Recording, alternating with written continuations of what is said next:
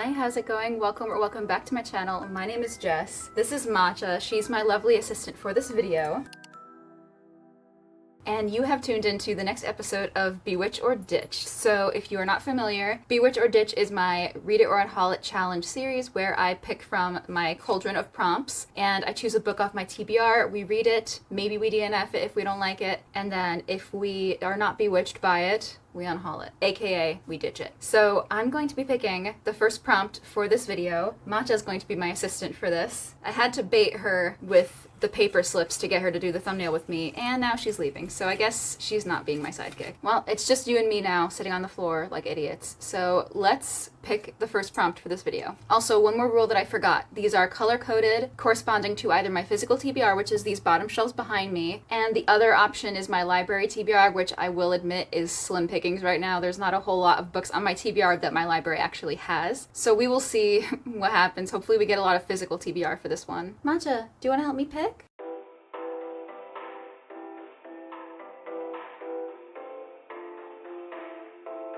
I convinced her to come back, so let's have Matcha pick before she leaves. I'm gonna draw two from here and let her choose between them. All right, it's gonna be these two. Matcha, which one? Okay, she didn't even look at this one. It's gonna be this one. Wanna read it? Am I a joke to you? She can't read. You wanna read it? A book I bought recently. Okay, so basically this one is going to mean something that I bought recently. No, you can't chew it. I'm gonna put this back in the cauldron before she eats it.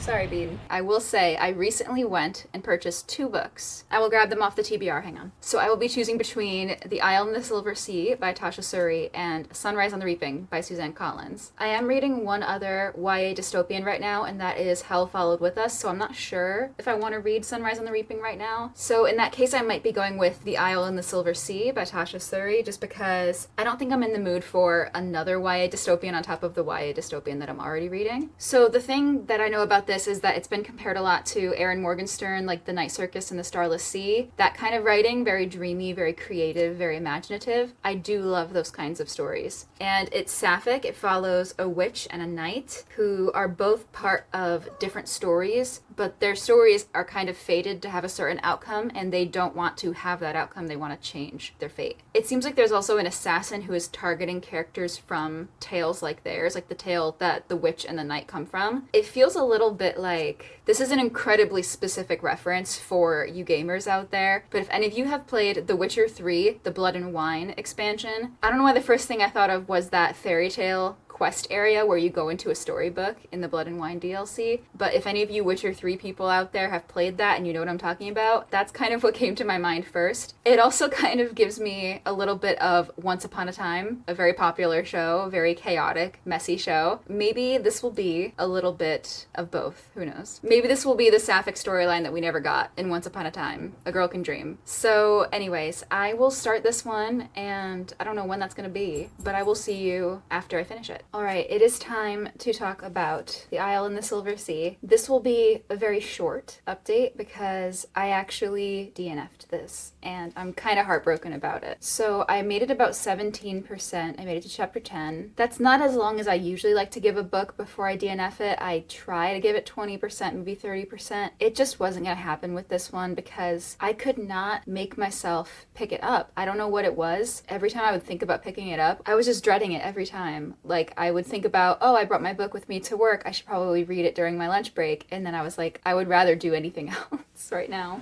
which is really mean to say. So yeah, it's tough DNFing this early. I don't like to DNF this early because it's not even like the book is bad. It just, it wasn't clicking with me. I have a few reasons that I can actually voice that I was not really enjoying, but also there's a few reasons that I just can't voice. I don't really know, like I said, I don't really know what it was that made me not want to pick it up so much. But the things that I can say that I did experience, the pacing, I would say, the pacing was pretty tough. The chapters were so short and we were going back and forth between dual POV, but there was not really enough time for you to get settled into a POV before it would switch to the next one. I think the pacing of it with having the dual POV, we were constantly jumping around. It felt simultaneously like too fast-paced, but also nothing was happening, so it was incredibly slow-paced as well. But for me, the major thing that took away from my enjoyment of the first bit that I read was the world building. building and really the lack of world building. So the beginning of the synopsis says it's set in England or Britain fueled by stories. So it's seemingly set in an alternate Britain, but aside from some references to the Thames River and once in a while name dropping London, it just wasn't feeling like they did enough to establish the place, the sense of setting. And I kept getting taken out of it when they would mention London. I'd be like, oh shit, yeah, we are in the UK right now. Especially because they refer to the setting as the Isle, just the Isle with a capital I, and everywhere else as elsewhere with a capital E. I also couldn't really place when this was happening, like what the time period was supposed to be. Every now and then they would talk in a very antiquated way, and they would talk about like horse-drawn carriages and things like that, but then they would also say very modern things now and then as well. In addition to the anachronisms and the kind of loose world building, the magic system is also very, very, very loosely talked about, and it doesn't really do much to explain to you why the island is fueled by stories, how does that look to the average person, and how does society function with having these people walking around that are part of fairy tales. They're called incarnates. They're basically a person that has had their destiny kind of determined for them by the tale that they were born with, but it doesn't really explain much about how that kind of looks for the rest of society. And because the Isle is fueled by stories, as they say, and the tales are linked to the land, and also the tales impart magic in some way, but it doesn't really say how the magic is utilized and kind of what is... I just didn't really figure out what was kind of happening here. And there's so many things that are going on that just weren't really clicking. And now I enjoy stories that let you kind of wander around and feel out the world building and the magic system for yourself. I have plenty of books that leave me feeling confused, but also I feel like I have a good grasp on the world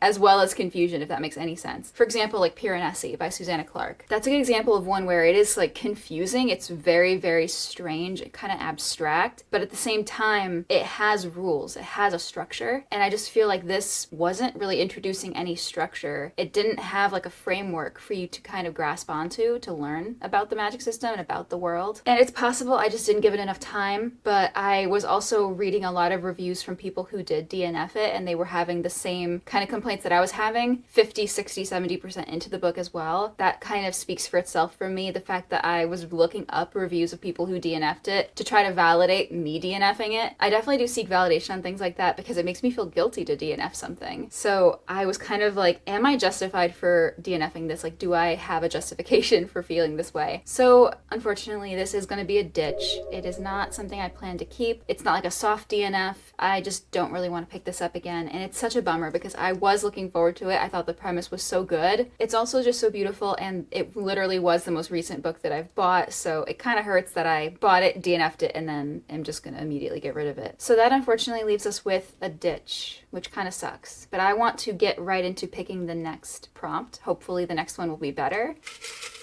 Oh, my back is so sore right now. All right, this one? I think this is one of the newer ones. I might be wrong. All right, well, I can see it's purple and it has a long description. A book recommended by a booktube creator. Ooh, okay.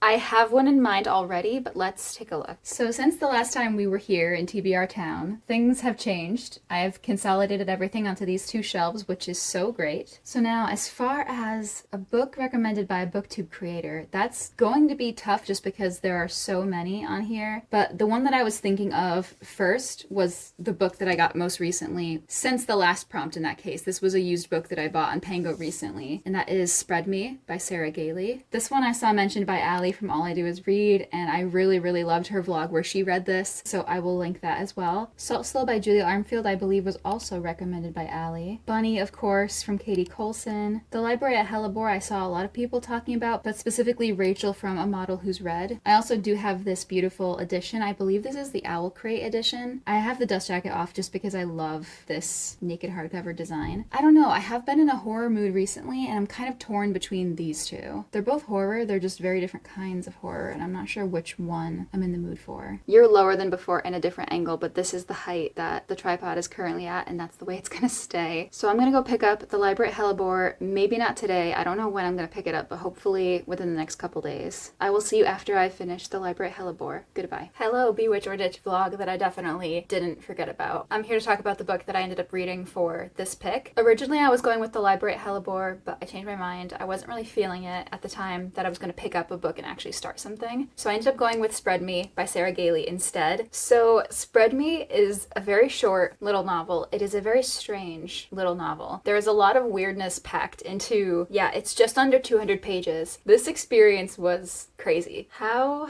to summarize this book? So basically, we follow our main character, whose name is Kinsey. I definitely remembered that. But we follow Kinsey and her team of scientists who she's recruited to work in the middle of nowhere. These scientists have discovered something in the desert. They bring it into their base. Everything just kind of unravels from there. Basically, how people were describing this and how I think is really the only way to describe it, the thing, but make it incredibly horny and add some very unconventional kinks for specifically this main character. The things that I read in this book, I have certainly never thought about before, and I will never be able to unthink about. It was fascinating to look into the head of this main character, and especially the way that things kind of play out throughout the book and the ending. I was not sure exactly how I felt about it the whole time, but all I knew is that I was having a great time. I was really enjoying it, even though it was just like absolute madness. I thought it was really fun. Again, I'm not talking about this one like super in depth or anything, but this isn't a wrap up or like a reading vlog. Suffice to say, I really enjoyed this one. I think that for me, I really tend to like horror that is kind of experimental. I like looking at these overlaps between specifically horror and eroticism. I don't know why. I think that is so cool. I think that that's kind of the winning formula for me. So if you've got any like that, please let me know. But this was just the perfect mix of really uncomfortable, but also incredibly sensual in like a gets under your skin kind of way, not in like a romantic way, if that makes any sense. This was a Bewitch for me. I really liked this. I didn't give it like a 5-star or anything, but I definitely enjoyed it. And it was just a weird little experience that made me not want to put it down. Now, I was hoping to recruit somebody. I keep putting him up here, but he doesn't want to help. So I'm just going to go ahead and draw the next prompt.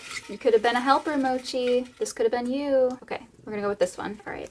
You can read it first. Book title and or author's name. Hang on. Book title and or author's name spells my name. Oh, so this was a suggestion from Bookish Kirby, who's one of my subscribers. This is going to be a physical book. So basically, I'm just going to go with JESS. I don't really know if I want to do the whole JESSICA thing. This is going to be an interesting one. This is going to be a little tough. Let's take a look at the shelves. Okay, this is the best I can do angle-wise. So right off the bat, I'm going to be looking for a J in any of these titles and any of these author names, because that's kind of the limiting factor here. I do see a couple J's. Jemison. Oh, Johanna Van Veen. Julia Armfield's got a J. And this one, Janine Jansen, also has a J. And this one's a graphic novel, actually. All right, this one is not going to work, though, because we don't have 2 S's. We got the JES. This one will work because we got plenty of S's. I'm going to be real with you, though. I don't think I want to touch this one right now because I'm currently reading Priory of the Orange Tree on ebook from my library, and I don't know if I can handle another book with insane world building right now. All right, so these are my options, basically. I've got Bone of My Bone, which is a horror arc. Salt Slow by Julia Armfield. This is a short story collection. It's a little shorty. And then I have Les Normaux, I believe, something like that. Sorry, I'm not French. But this is a graphic novel, but it's about an alternate reality, I think, of Paris where monsters exist. Yeah, it's Supernatural Paris. I lied to you. This doesn't have any S's in the title or the author's name, so actually, this is not an option, which literally just leaves these 2. Oh, it's tough. I'm probably gonna do the thing I did before where I don't know which one I want to pick and I will tell you later which one I pick. Thank you, Bookish Kirby, for the suggestion. This was such an interesting prompt. Put this back in there.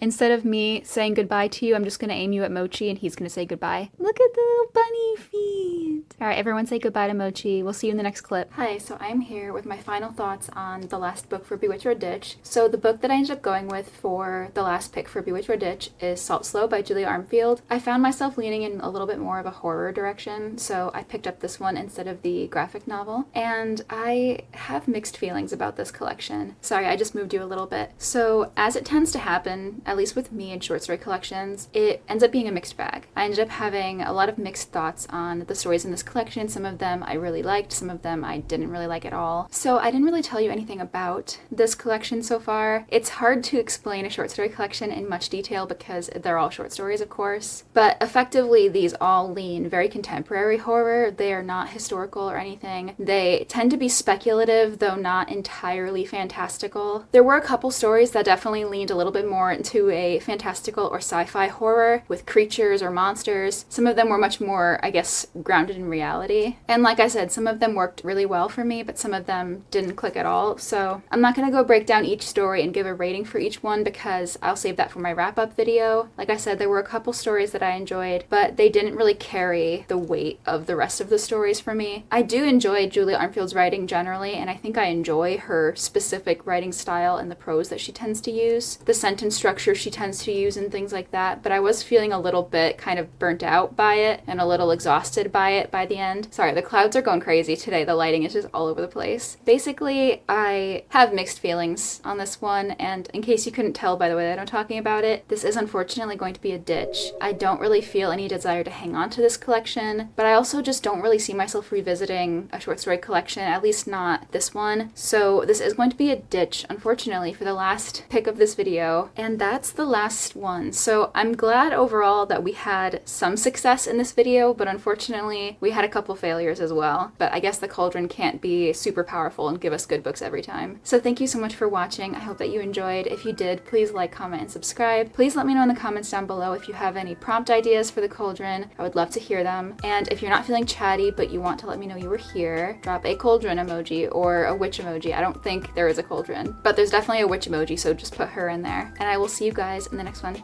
Bye.